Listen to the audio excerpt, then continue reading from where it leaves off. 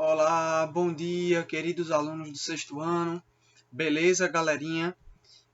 O dia de hoje é a aula de História, então sejam bem-vindos, tá, a mais esse encontro sobre esse assunto, tá? Essa matéria que estudamos. Tá? Hoje, normalmente, seria o dia de mais um episódio da nossa série de aulas sobre a megafauna pré-histórica das Américas. Sendo que temos que avançar, temos que continuar, pessoal, nos assuntos que estamos vendo, né, do seu livro, né, o Caderno 1 de História. Tá? Para, a partir da próxima semana, já começarmos o assunto novo também de História com o novo livro de vocês, tá? O Caderno 2. Tá? Então, para você poder acompanhar bem certinho o assunto dessa videoaula de agora, tá? Você abre o seu livro de História, Caderno 1, tá? Para que a gente possa dar continuidade aos últimos assuntos, né, que estamos estudando, tá? Desse primeiro livro. Tá? No livro 1 de História, você vai colocar na página 494. Tá? Repetindo, coloque aí agora na página 4, tá? 94, tá? 494, para poder acompanhar junto comigo a leitura do texto que tem aí, tá? A análise das fotos que também estão marcadas nesse capítulo do livro, né? E também para poder acompanhar a explicação do assunto, beleza? Então, aí na página 494 do seu Caderno 1 de História, tem aí embaixo, depois das perguntas, saberes, os povos indígenas, tá? Então, esse é o assunto da videoaula de hoje. Tá? Os povos indígenas brasileiros são considerados originários ou nativos.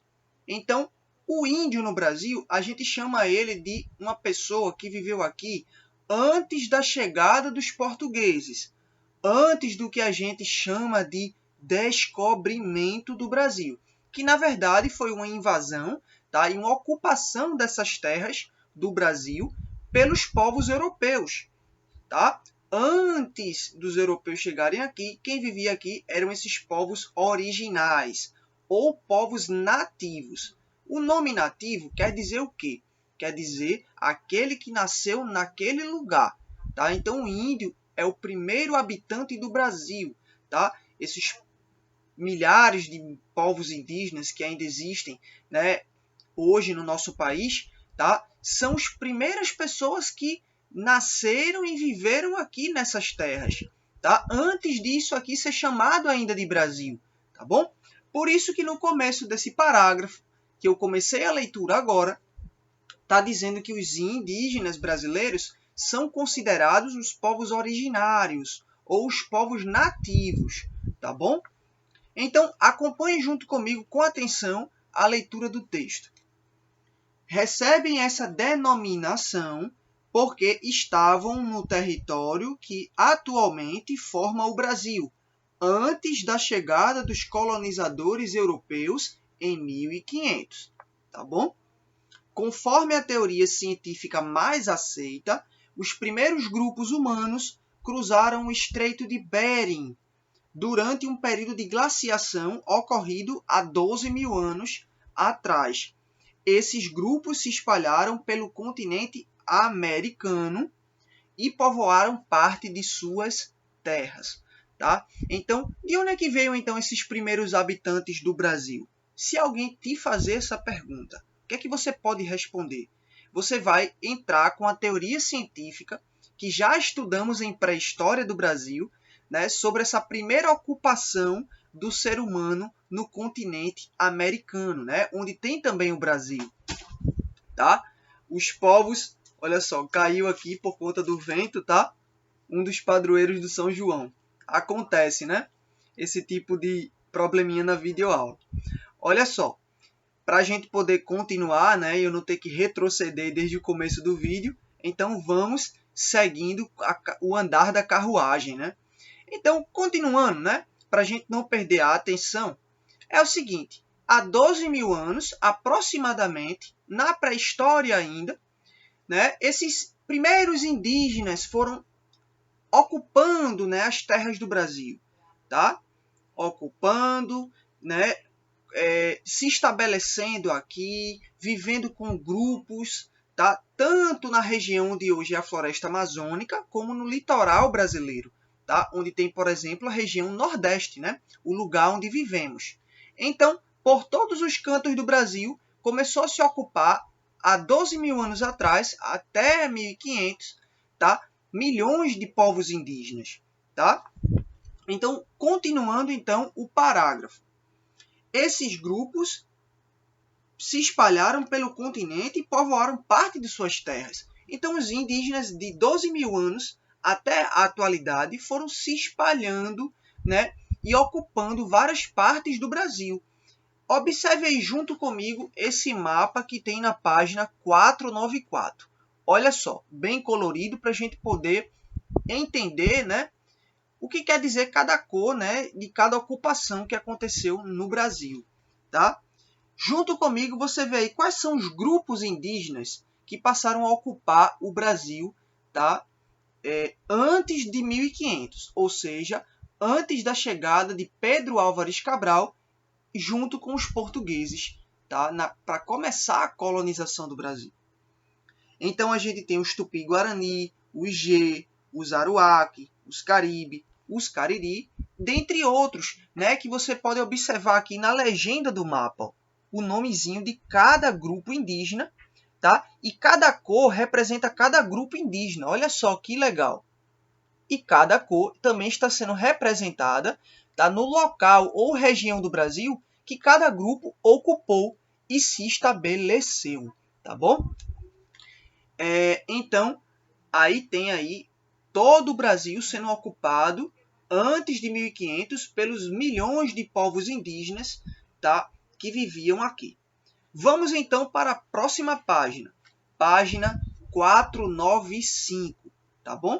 Na página 495, começamos um texto com essa foto aqui, tá, que mostra, tá, 3 crianças que fazem parte de uma nação indígena, tá bom? A gente vai entender o que quer dizer uma nação indígena, tá? E aí, no começo do texto, o título diz Transformação da Natureza e da Paisagem, tá bom? Então, primeiro vamos ver a imagem. Quem são essas 3 crianças aí nessa fotografia?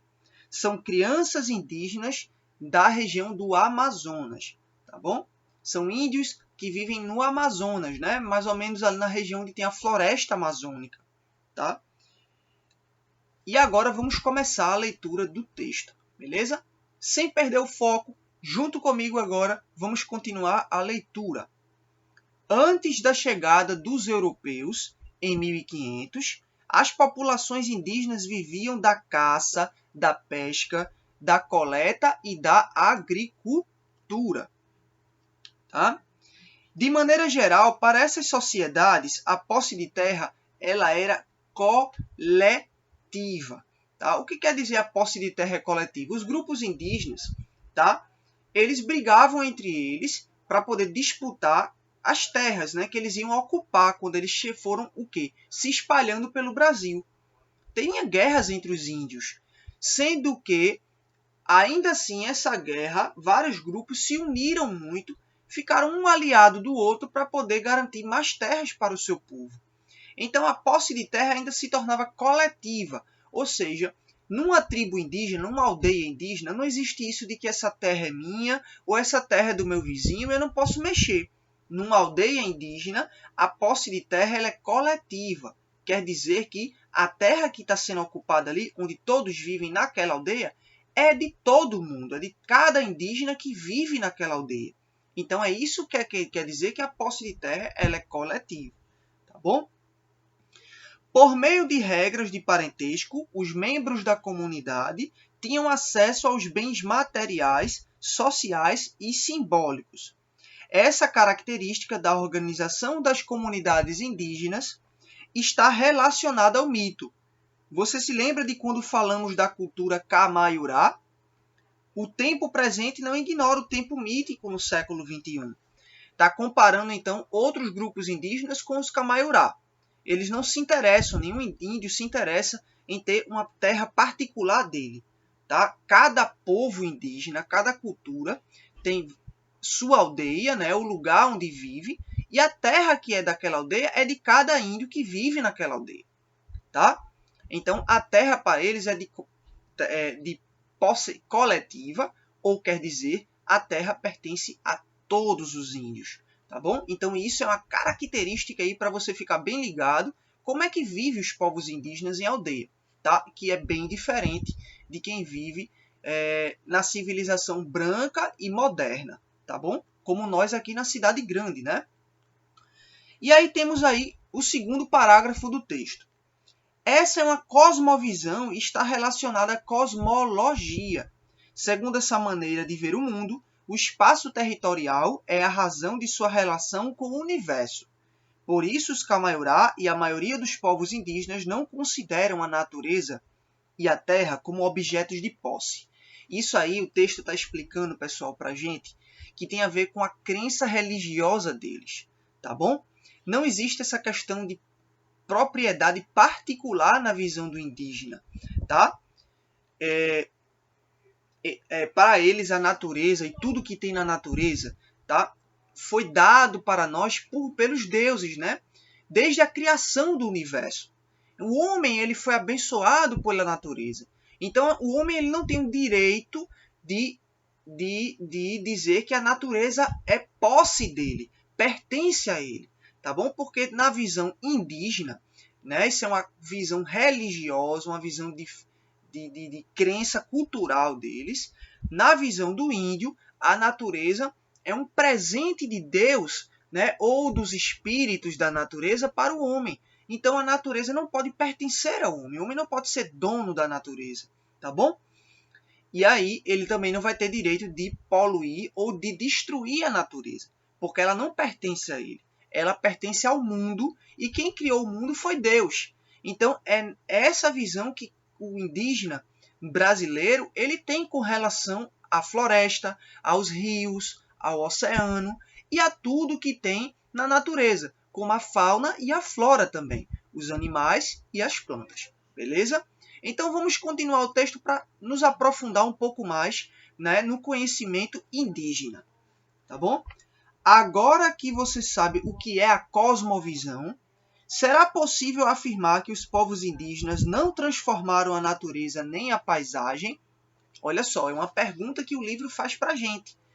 Na sua visão, agora que você entende qual é a cosmovisão, né, a crença religiosa que os índios têm, né, você acha que o índio ele é capaz de destruir a natureza ou tudo que há numa paisagem? Tá? Isso é uma questão para a gente pensar, tá? E responder. Tá bom? Conversando também com os colegas de sala e inclusive com o seu professor. Tá? Não podemos fazer essa afirmação. O próprio livro já responde à questão. Eles mantiveram um equilíbrio entre o universo e a humanidade. Contudo, praticaram a agricultura, construíram suas moradias e domesticaram animais. Tá? O índio não quer dizer que ele não poder tocar em tudo que há na natureza, como uma espécie de animal ou de planta. O índio ele continua vivendo, tá? Mas ele de uma maneira harmoniosa, de uma maneira bem interessante com a natureza. Tá? Sustentável. Sem destruir a natureza, ele consegue criar agricultura, criar animais, tá bom? E isso tudo sem degradar, né? Sem poluir a natureza, tá bom? Fazer isso de uma maneira com que a natureza não fique prejudicada, a gente chama de atividade sustentável, tá bom? É isso que muitas empresas hoje no mundo pensam em fazer. E é uma coisa que os indígenas já sabem disso há milhares de anos, tá bom? Continuando o texto de onde eu parei aqui, acompanhe junto comigo, cuidado para não se perder no parágrafo onde estamos, tá? Sendo nômades ou seminômades, esses povos transformaram o meio ambiente e até introduziram plantas exóticas no Brasil, ou seja, trouxeram espécies vegetais que não eram nativas do nosso país, tá bom? Então, os indígenas eles também mudaram e transformaram a natureza, tá? A paisagem na qual ele vivia, né? Eles viviam na sua aldeia, na sua tribo. Como é que eles faziam isso? Eles descobriram novos tipos de sementes de plantas que não eram de uma região e começaram a cultivar aquela semente, a plantar aquela nova espécie naquela região que antes não tinha. Então isso também foi uma coisa que o indígena ele aprendeu e também fez na sua história no Brasil, tá bom? E aí a gente tem como exemplo um alimento que é uma comida típica do São João, que é desse alimento, tá? Que é feito quase todos os tipos de pratos na culinária junina, tá? O exemplo é o milho, tá? Os primeiros grupos humanos, quando passaram pela região do México, trouxeram mudas de milho e as plantaram em território brasileiro. A cultura não deu tão certo que esse grão virou parte da cultura alimentar indígena. E aqui, logo abaixo, tem algumas fotos que mostram, tá, o milho, tá, que é uma comida típica indígena. Então, gente, se não fosse pelos índios brasileiros, não teríamos o milho no São João. Não teríamos tudo que também pode se preparar a partir do milho, como canjica, como pamonha, que são dois pratos típicos da culinária do São João, tá bom? Devemos agradecer isso aos indígenas, tá bom? E como é que eles trouxeram o milho para o Brasil? O milho não é brasileiro. O milho, a origem dele é no México, tá? Ele é mexicano, tá? Ele já era plantado, né, cultivado pelos indígenas que viviam na região do México há muito mais tempo do que aqui no Brasil.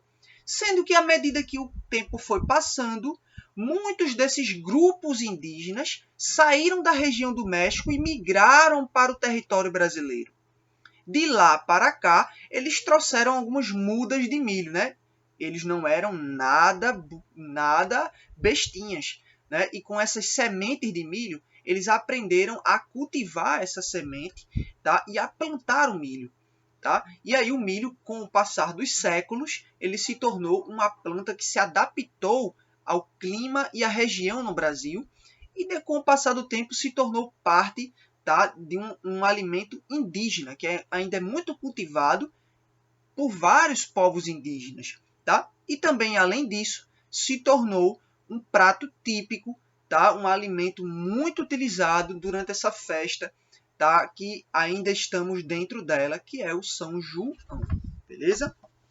Então, essa foi a parte, né, sobre o que os povos indígenas eles podem nos ensinar e o que podemos aprender com eles de conhecimento, pessoal. E é muito interessante e legal a gente ter essa ideia, né? Esse conhecimento, esse atributo na nossa experiência, né? Bom?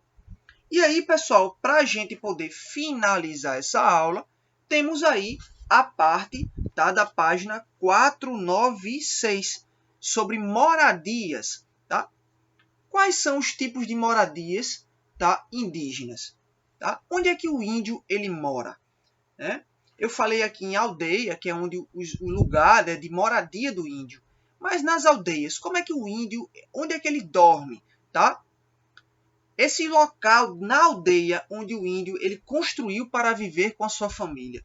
Que tipo de local é esse? Como é que ele foi feito? Como e por que, tá, o índio fez esse tipo de moradia? A gente vai aprender um pouco mais sobre a moradia do índio, que ela é muito diferente de outro tipo de moradia, tá, que conhecemos, né, e que já estamos acostumados a ver aqui na cidade onde vivemos. Tá? Vamos aprender um pouco como é que o índio, tá, ele foi capaz de criar tipos de moradias, tá, que outros povos e outras culturas no mundo jamais conseguiram fazer. Beleza? Então, esse assunto sobre leitura de moradias indígenas, tá, vai ficar como leitura e explicação de texto, tá, para a nossa live, tá, de daqui a pouco. Tá bom? Então, para quem não assistiu a live, esse vídeo fica como uma explicação também do assunto desse último capítulo do livro de história. Belezinha? Aqui eu chego ao final de mais uma videoaula, tá? Eu não esqueci aqui de um dos santos padroeiros, tá? Da festa, São Pedro, que está aqui agora na minha mão, né? Já que caiu da parede, como vocês viram, certo? Então, essa foi mais uma videoaula de história. Espero que vocês tenham gostado e até o próximo vídeo.